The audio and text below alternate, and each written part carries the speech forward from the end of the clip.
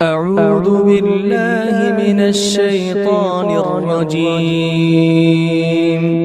بسم الله الرحمن الرحيم.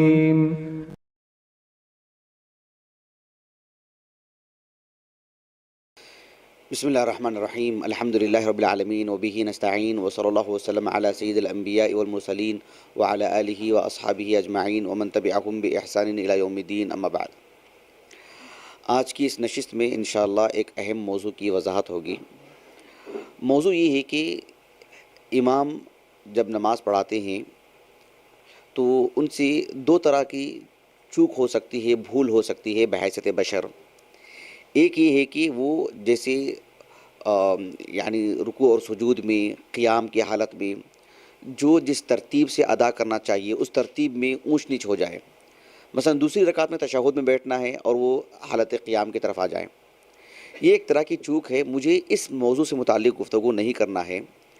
مجھے اس نشست میں صرف یہ بتانا ہے کہ امام سے بحیثیت بشر دوران قرات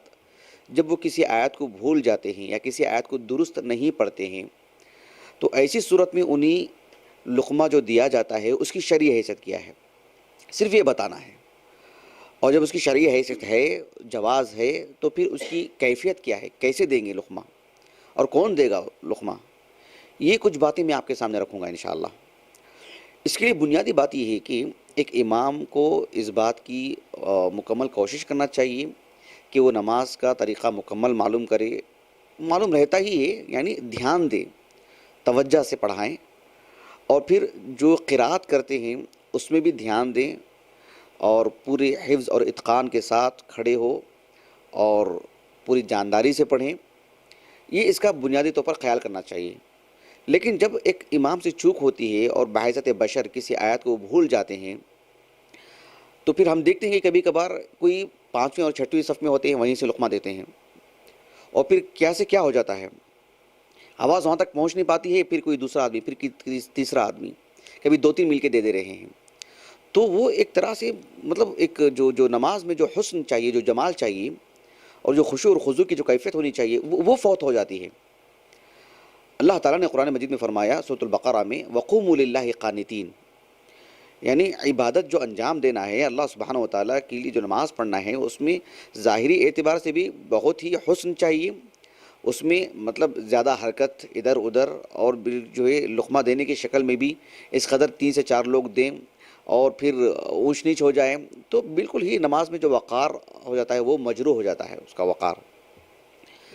اور جہاں تک جو میں نے یہ بات کہی ہے کہ ایک امام کو اس بات کی کوشش کرنا چاہیے کہ جو نماز میں پڑھا رہے ہیں، خصوصاً جب صلاۃ التراویح کی بات آتی ہے تو اس میں ایک بڑا حصہ پڑھانا پڑتا ہے اور ایک طویل مدت تک کھڑے رہنا پڑتا ہے، اور اس میں یعنی ایک طرح سے رہتی ہے کیفیت ایک عجیب طرح کی کہ پوری توجہ سے پڑھائیں سب کچھ، تو یہ بھی بڑی اہم چیز ہے۔ ایک حدیث مبارکہ ہے صحیح مسلم کی، اور اس معنی کی احادیث صحیح بخاری میں بھی ہیں، کتاب فضائل القرآن میں باب الاستذکار کے عنوان سے ہے وہ، لیکن میں صحیح مسلم کی حدیث مبارکہ سنا رہا ہوں ان الفاظ سے، کتاب صلاۃ المسافرین میں۔ ابو موسیٰ الاشعری رضی اللہ عنہ کہتے ہیں کہ آپ صلی اللہ علیہ وسلم نے فرمایا کہ تعاہدوا ھذا القرآن، تعاہدوا ھذا القرآن، یعنی اس قرآن مجید کو مطلب اس کا اعادہ کرتے رہیں، پڑھتے رہیں، اس کو باندھ کے رکھیں، اس کو محفوظ رکھیں، اور جو ہے اس پر بارہا نظر رکھیں۔ یہ سب معانی اس کے اندر ہیں، اس لیے کہ اگر ایک شخص قرآن مجید کو نہیں پڑھتا ہے، توجہ نہیں دیتا ہے، تو بہت جلد وہ بھول جاتا ہے۔ آپ صلی اللہ علیہ وسلم نے فرمایا اتنی تاکید کے ساتھ کہ فوالذی نفس محمد بیدہ، یعنی اللہ تعالیٰ کی قسم، اس ذات کی قسم جس کے ہاتھ میں محمد کی جان ہے صلی اللہ علیہ وسلم، بڑی بات ہے۔ آپ صلی اللہ علیہ وسلم نے فرمایا کہ لہو اشد تفلتا من الابل فی عقلها، ایک اونٹ کو، جو برسوں سے ہمارے پاس اونٹ وغیرہ نہیں ہے، اس کا تجربہ ہمیں نہیں ہے، لیکن یہ بات جو ہے مطلب بدیہی ہے، آدمی مشاہدہ کر سکتا ہے اور تجربات کی روشنی میں لوگوں سے معلوم کر سکتا ہے کہ جو ہے ایک اونٹ کو جب باندھ کے رکھتا ہے ایک شخص اور اس کو بچپن سے پالتا ہے اور زمانے تک اپنے پاس رکھے رہتا ہے، تھوڑی سی مدت کے لیے چھوڑتا ہے تو ایسا نہیں ہے کہ وہ جو ہے گائیں اور بھیڑ بکریوں کی طرح واپس آ جائے ہمارے گھر کو، فوراً نکل کے چلا جاتا ہے وہ۔ کہا کہ لہو اشد تفلتا من الابل فی عقولها، جس طرح سے اونٹ کی جو ہے وہ رسی چھوٹنے کی وجہ سے وہ کہیں کے بھی نکل جاتا ہے، وہ اس سے بھی زیادہ جو ہے مطلب یہ چیز سینے سے نکل جائے گی، لا قدر اللہ، اتنی نازک چیز ہے۔ تو اس لیے ایک امام کو اس کا غیر معمولی خیال کرنا چاہیے۔ لیکن بحیثیت بشر جب وہ کسی آیت کو بھول جاتے ہیں تو ایسے وقت میں کیا صورتحال ہوگی؟ اس سلسلے میں آپ دیکھیے سید المرسلین صلی اللہ علیہ وسلم، یعنی بحیثیت بشر آپ سے بھی دوران قرات چوک ہوئی ہے، خود رسول اللہ صلی اللہ علیہ وسلم۔ امام ابو داؤد السجستانی رحمہ اللہ اپنی السنن کی کتاب الصلاح میں یہ کے بعد دیگر 2 حدیثیں لے کر آئے ہیں۔ ایک حدیث ہے، ایک صحابی ہیں المصور سین سے، المصور ابن یزید المالکی، وہ بنو اسد ابن خزیمہ ابن مدرکہ سے ہیں، اسی لیے الاسدی ان کے نام کے ساتھ نسبت لگی ہوئی رہتی ہے۔ یہ صحابی زیادہ مشہور نہیں ہیں، ان سے مرویات بھی زیادہ نہیں ہیں، بلکہ حافظ ابن حجر العسقلانی رحمہ اللہ نے تہذیب التہذیب میں امام بخاری رحمہ اللہ کے حوالے سے یہ بات نقل فرمائے ہیں کہ ان سے صرف ایک ہی حدیث ہے، اور یہی حدیث اس موضوع سے متعلق، اور کوئی حدیث ان سے نہیں ہے۔ المصور ابن یزید المالکی رضی اللہ عنہ، ان کا سن وفات وغیرہ بھی مذکور نہیں ہے۔ بہرحال یہ صحابی کہتے ہیں کہ میں نبی کریم صلی اللہ علیہ وسلم کے ساتھ ایک مرتبہ ایک نماز میں حاضر ہوا، شہدت مع رسول اللہ صلی اللہ علیہ وسلم فی صلاۃ، آپ علیہ السلام کے ساتھ نماز میں حاضر تھا، تو کہا کہ آپ علیہ السلام اس میں جو قرات فرما رہے تھے اس میں سے کچھ چیز جو ہے مطلب بھول گئے، آپ کچھ نہیں پڑھ پائے، ترک شیئا لم یقرأہ، آپ علیہ السلام نے کچھ آیتیں جو ترتیب سے پڑھ رہے تھے اس میں سے کچھ آیت چھوڑ دیا، نہیں پڑھا آپ نے اس کو۔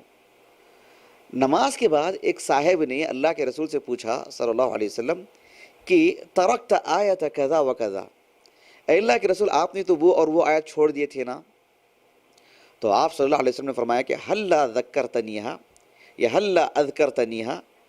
کیا یہ اچھا ہوتا کہ آپ مجھے مطلب بتا دیتے، لقمہ دے دیتے مجھے، اللہ کے رسول کہہ رہے ہیں صلی اللہ علیہ وسلم۔ تو یہ دور الگ ہے، وہ دور تو نبوت کا دور ہے نا، وہی نازل ہونے کا دور ہے، کوئی آیت ناسخ اور منسوخ والی بھی بات ہوتی ہے نا۔ تو صحابی کہتے ہیں کہ کنت اراہا نسخت، میں نے سمجھا کہ وہ آیت منسوخ ہو چکی ہے، اب وہ قرآن کا حصہ نہیں ہے، میں ایسے سمجھا۔ اگر وہ قرآن کا حصہ ہی ہے اور آپ بحیثیت بشر آپ سے وہ جو ہے بھول ہوئی ہے تو پھر میں آپ کو ضرور لقمہ دیتا، میں سمجھا کہ وہ منسوخ ہو چکی ہے، ایسے کہا صحابی نے۔ ایک تو یہ حدیث مبارکہ ہے جو سندن صحیح ہے، شیخ البانی نے بھی صحیح کہا رحمہ اللہ۔ ایک دوسری حدیث مبارکہ ہے جو اس کے فوراً بعد لائے ہیں امام ابو داؤد السجستانی رحمہ اللہ، عبداللہ بن عمر سے رضی اللہ عنہما، وہ کہتے ہیں کہ نبی کریم صلی اللہ علیہ وسلم نماز پڑھا رہے تھے اور اس میں قرات یہ فرما رہے تھے، جہری نماز تھی، کہا کہ لبس علیہ یا التبس علیہ، آپ علیہ السلام پر تھوڑا اشتباہ ہو گیا، خلط ملط ہو گیا، آیت جو ہے ایک جگہ سے دوسری جگہ پر ہو گئی، وہ ایسا ہوتا ہے۔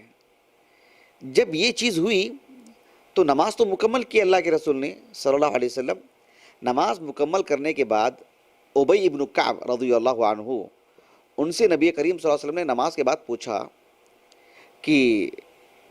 حل صلیت معنا، کہ ہمارے ساتھ نماز پڑھے آپ تھے نماز میں؟ تو کہا کہ ہاں اللہ کے رسول تھا میں۔ کہا کہ فما منعک، تو کون سی چیز منع کی آپ کو، بولنا چاہیے تھا نا۔ یہ ایک اس موضوع کے احادیث بہت ہیں، اور ابی بن کعب کا اپنا ایک مقام ہے، انشاءاللہ میں رمضان کے بعد ابی بن کعب رضی اللہ عنہ کی سیرت پر مستقل ایک درس دوں گا انشاءاللہ۔ بڑی شخصیت ہیں، علماء صحابہ میں شمار ہوتا ہے اور بہت بڑی شخصیت ہیں ابی بن کعب رضی اللہ عنہ، انشاءاللہ رمضان کے بعد درس دوں گا باذن اللہ تعالی۔ تو ابی بن کعب رضی اللہ عنہ سے اللہ کے رسول نے پوچھا کہ آپ تھے کیا؟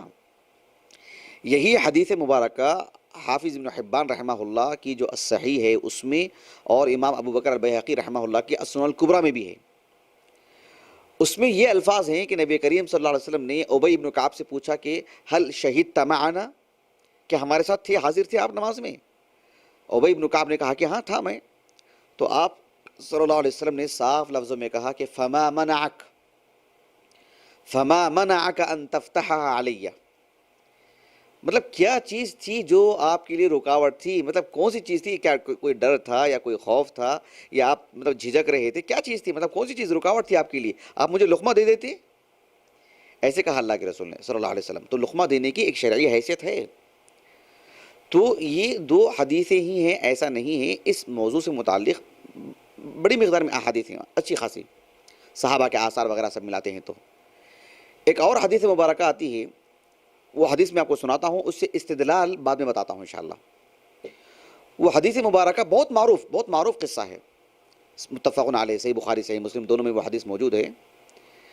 نبی کریم صلی اللہ علیہ وسلم کے ایک صحابی سہل بن سعد الساعدی رضی اللہ عنہ، میں نے کہا نا متفق علیہ، صحیح بخاری میں بھی متعدد جگہوں میں ہے، کتاب الصحو میں وہاں سے حدیث بتا رہا ہوں آپ کو۔ یہ سہل بن سعد الساعدی رضی اللہ عنہ کہتے ہیں کہ ایک مرتبہ ایسا ہوا کہ بنو عمرو بن عوف جو قبا کے قریب ہے، قبا سے یعنی جب ہم مدینے سے مکے کی طرف جاتے ہیں تو پھر قبا سے پہلے ہے، جب مکے سے آتے ہیں تو پھر قبا کے بعد کا علاقہ ہے بنو عمرو بن عوف۔ وہاں مسلمانوں کے درمیان کچھ معاملہ ہو گیا تھا، دو لوگوں کے درمیان، دو گھرانوں کے درمیان، دو قبیلوں کے درمیان سمجھ لیں۔ ان کے درمیان صلح کرنے کے لیے اللہ کے رسول چلے گئے تھے صلی اللہ علیہ وسلم، اور آپ نے بلال رضی اللہ عنہ سے کہہ کر کے گئے تھے کہ نماز کا وقت ہو جائے تو ابو بکر صدیق سے کہیں کہ وہ نماز پڑھا لیں، متعدد طرق اس کی جمع کریں گے کہ یہ سب چیزیں اس میں ملتی ہیں۔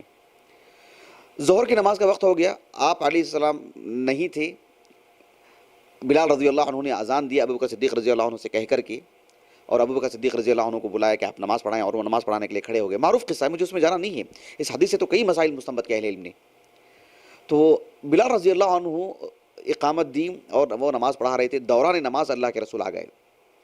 جیسے ہی یہ ایک طرح کی خبریں ملی کہ اللہ کے رسول آ چکے ہیں، ابو بکر صدیق رضی اللہ عنہ پیچھے آنا چاہ رہے تھے، اللہ کے رسول نے کہا کہ مکانک، آپ ہی نماز پڑھائیں، لیکن وہ پھر بھی واپس آ گئے۔ بہرحال مجھے اس میں جانا نہیں ہے، تفصیلی باتیں ہیں اس میں۔ لیکن جب نماز کا معاملہ پورا ہو گیا تو آپ علیہ السلام نے صحابہ سے کہا، کیونکہ جب اللہ کے رسول آئے نا مسجد کو تو تالیاں کچھ لوگ مارنے لگے، گویا کہ اطلاع کر رہے ہیں امام کو۔ تو آپ علیہ السلام نے فرمایا کہ من نابہ شیء فی صلاتہ فلیسبح، تمہاری نماز میں جب کسی کے لیے کوئی معاملہ آ جائے، نابہ ای اصابہ، جب نماز کے دوران کوئی ایسا معاملہ آ جاتا ہے تو فلیسبح، تسبیح سبحان اللہ کہہ دیں پیچھے سے، یہ تالی نہیں، سبحان اللہ کہیں۔ آپ صلی اللہ علیہ وسلم نے فرمایا کہ فَإِنَّهُ إِذَا سَبَّحَ أُلْتُفِتَ إِلَيْهِ، جب آپ پیچھے سے سبحان اللہ کہیں گے تو وہ آپ کی طرف متوجہ ہوں گے، کیوں سبحان اللہ کہہ رہے ہیں، گویا کہ متنبہ ہو جائیں گے مجھ سے کچھ چوک ہوئی ہے امام۔ آپ صلی اللہ علیہ وسلم نے یہ کہا کہ انما التصفیق للنساء، جو تالی کی جو بات ہے اس طرح سے الٹی جو تالی ہوتی ہے وہ تو خواتین کے لیے ہے، آپ مرد حضرات سبحان اللہ کہیں اگر امام سے کوئی چوک ہوتی ہے تو۔ وہ کس طرح کی چوک؟ وہ جو رکوع سجود سے متعلق نماز کی جو ترتیب ہے اس میں اگر کچھ جو ہے ترتیب بگڑ جاتی ہے، ترتیب الٹ جاتی ہے، تب آپ سبحان اللہ کہیں، متنبہ کر دیں امام کو۔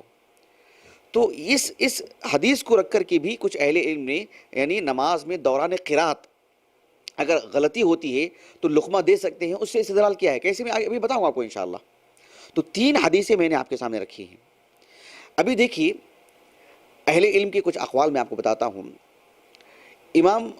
ابو عبداللہ الحاکم رحمہ اللہ، ان کی جو المستدرک علی الصحیحین ہے، اس میں جو نماز سے متعلق جو آپ نے ابواب قائم کیے ہیں کتاب الصلاح، اس کے بالکل آخری حصے میں کتاب الجمعہ سے پہلے آپ نے انس بن مالک رضی اللہ عنہ کے حوالے سے ایک روایت لائے ہیں، ایک اثر۔ انس بن مالک رضی اللہ عنہ کہتے ہیں کہ کننا نفتح علی الائمہ فی عہد رسول اللہ صلی اللہ علیہ وسلم، کہ ہم ائمہ کو لقمہ دیتے تھے عہد رسول میں، رسول اللہ صلی اللہ علیہ وسلم کی موجودگی میں۔ نماز چاہے وہ جو 5 وقتہ جو ہوتی ہے اجتماعی طور پر مسجدوں میں یا سفر کے دوران، یعنی جہاں بھی نمازوں کا ایسا معاملہ آتا ہے امام سے چوک ہوتی تھی تو ہم لقمہ دیتے تھے، ایک عام سی بات تھی۔ امام حاکم رحمہ اللہ نے اس حدیث کو صحیح کہا ہے اور کہا ہے کہ وَلَهُ شواہد، اس حدیث کی شواہد بھی آپ نے مطلب ذکر کی ہیں، وہاں پر نقل نہیں کی ہے، کہا کہ اس کے شواہد بھی ہیں۔ امام الذہبی رحمہ اللہ نے بھی آپ کی موافقت کی، اس حدیث کو صحیح کہا، اس اثر کو۔ کہنے کا مطلب یہ ہے کہ یہ جو عہد نبوت کا معاملہ ہے، یعنی یہ جو عمل ہے یہ رسول اللہ کے عہد میں ہے، عہد النبوہ، وہی نازل ہونے کے دور میں، تو یہ عملی طور پر اس کا جو حکم ہے وہ مرفوع ہے، کہ آپ علیہ الصلوۃ والسلام کی موجودگی میں انس بن مالک کہتے ہیں کہ ہم ائمہ کو لقمہ دیا کرتے تھے دوران قرات وغیرہ۔ اب دیکھیے یہ تو انس بن مالک کا ایک اثر رہا۔ میں نے ابھی جو 2 حدیثیں آپ کے سامنے پیش کی ہیں، المصور ابن یزید المالکی الاسدی کی رضی اللہ عنہ اور ایک عبداللہ بن عمر کی سنن ابی داؤد کے حوالے سے، یہ کتاب الصلاح میں موجود ہے، اور امام ابو داؤد رحمہ اللہ نے اس پر عنوان قائم کیا ہے کہ باب الفتح علی الامام فی الصلاح، کہ نماز میں امام کو لقمہ دینا۔ امام ابو داؤد نے عنوان ایسے قائم کیا ہے۔ آپ دیکھیں گے کہ اہل علم نے اس سلسلے میں جو بات کہی ہیں، مثال کے طور پر حافظ ابن عبد البر کو دیکھیں آپ۔ حافظ ابن عبد البر رحمہ اللہ نے ابھی جو میں نے سہل ابن سعد الساعدی کی جو حدیث میں نے ابھی آپ کو سنایا ہے نا، من نابہ شیء فی صلاتہ فلیسبح، متفق علیہ حدیث ہے کہ تمہاری نماز میں کوئی معاملہ آ جائے تو پھر وہ تسبیح بیان کریں۔ تو حافظ ابن عبد البر رحمہ اللہ کی جو التمہید ہے، اس میں جو ابو حازم سلمہ ابن دینار رحمہ اللہ کی جو روایات آپ لائے ہیں، ان کی جو 4تھی روایت ہے الحدیث الرابع، اس کی شرح میں آپ نے یہ بات لکھی ہے۔ آپ نے لکھا ہے کہ جو حدیث سہل ابن سعد الساعدی ہے، اس حدیث سے آپ نے استدلال کیا ہے کہ امام کو دوران قرات اگر بھول ہو جاتی ہے تو لقمہ دیا جا سکتا ہے، جائز ہے، جواز کے سلسلے میں۔ استدلال کیسے کیا آپ نے؟ کہا کہ اذا جازت تسبیح جازت القراءہ، جب امام کو کسی طرح کی چوک ہو جاتی ہے تو تسبیح کرتے ہیں نا، جیسے تشہد میں بیٹھنا چاہیے تھا، وہ قیام کی حالت میں آ گئے تو پیچھے مقتدی کہتے ہیں کہ سبحان اللہ، جب آپ سبحان اللہ کہہ کر کے انہیں متنبہ کر سکتے ہیں تو دوران قرات جازت القراء، تو آپ جو ہے انہیں وہاں پر بھی متنبہ کر سکتے ہیں، آیت درست پڑھ کر کے بتا سکتے ہیں۔ اس حدیث سے ایسے استدلال کیا ابن عبد البر نے رحمہ اللہ۔ بلکہ حافظ ابن عبد البر رحمہ اللہ نے یہاں تک کہا کہ ولا مخالف له من الصحابہ، صحابہ میں سے کسی کا اس میں اختلاف ملتا ہی نہیں ہے، 2 رائے نہیں، ایک ہی رائے ہے متفقہ طور پر کہ امام کو دوران قرات لقمہ دیا جا سکتا ہے۔ قاضی شوکانی رحمہ اللہ نے نیل الاوتار میں جو کتاب الصلاح کے اواخر میں جو آخری باب ہے، یہ جو عبداللہ بن عمر اور جو المصور ابن یزید کی جو حدیثیں ہیں نا رضی اللہ عنہما، سنن ابی داؤد کی، وہی 2 حدیثیں آپ نے نقل کی ہیں، اور 2 حدیثیں نقل کرنے کے بعد آپ نے لکھا ہے کہ وَهَذَانِ الْحَدِيثَانِ يَدُلَّانِ عَلَى مَشْرُوعِيَّةِ الْفَتْحِ عَلَى الْإِمَامِ، یہ دونوں حدیثیں امام کو لقمہ دینے کی مشروعیت پر دلالت کرتی ہیں۔ یہ قاضی شوکانی نے بات لکھی ہے رحمہ اللہ۔ امام نووی ہیں رحمہ اللہ، انہوں نے المجموع میں کافی مفصل لکھا ہے، اور آپ نے اس بات کی وضاحت فرمائی ہے کہ امام کو لقمہ دینا ایک مستحب عمل ہے، ایک مستحب عمل ہے، ایک افضل عمل ہے۔ اور اس سلسلے میں آپ نے صحابہ میں سے عثمان ابن عفان، علی بن ابی طالب، اور تابعین میں سے عطا بن ابی رباح اور محمد ابن سیرین، الحسن ابن ابی الحسن البصری، اسی طرح سے دیگر ائمہ میں سے امام مالک، امام شافعی، ابو اسماء الرحبی تابعین میں سے، اور امام احمد بن حنبل،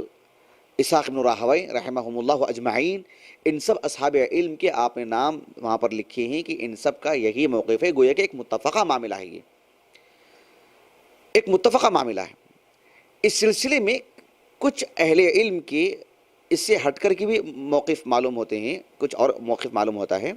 اس موقف میں کتنا وزن ہے کہ امام کو لقمہ نہیں دینا چاہیے، اس سلسلے میں کچھ آثار بھی ملتے ہیں کہ امام کو لقمہ نہیں دینا چاہیے، تو وہ کس درجہ مطلب کس معیار کے ہیں، کس درجہ کے ہیں، مطلب صحیح ہے یا ضعیف ہے، انشاءاللہ میں آنے والی نشست میں آپ کے سامنے رکھوں گا۔ یہ جو باتیں میں نے آپ کے سامنے رکھی ہیں، یہ بتانے کے لیے کہ امام کو لقمہ دینا بقدر ضرورت یہ جائز ہے، اس کا مشروع ہونا ثابت ہے،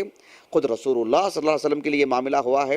اور صحابہ کے دوران بھی یہ معاملہ رہا ہے، جیسے کہ انس بن مالک کہتے ہیں رضی اللہ عنہ، اہل علم نے ایک طرح سے ایک متفقہ معاملہ اس میں بتائے ہیں۔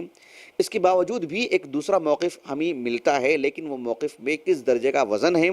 کیا وہ صحیح ہے یا نہیں، انشاءاللہ آنے والی نشست میں آپ کے سامنے رکھوں گا باذن اللہ تعالی۔ اللہ سبحانہ و تعالیٰ سے دعا ہے کہ اللہ رب العالمین ہمیں اس باب میں بھی نبی کریم صلی اللہ علیہ وسلم کی پیروی کرنے کی توفیق عطا فرمائے، اور انشاءاللہ تیسری نشست میں آداب کیا ہیں، کس طرح سے لقمہ دینا چاہیے، تفصیلی باتیں تیسری نشست میں رکھوں گا۔ اللہ سبحانہ و تعالی ہماری اس نشست کو ہمارے اساتذہ، والدین اور ہمارے کل معاونین، مشاہدین، ہمارے اہل خانہ اور ہمارے لیے ذخیرہ آخرت بنائے۔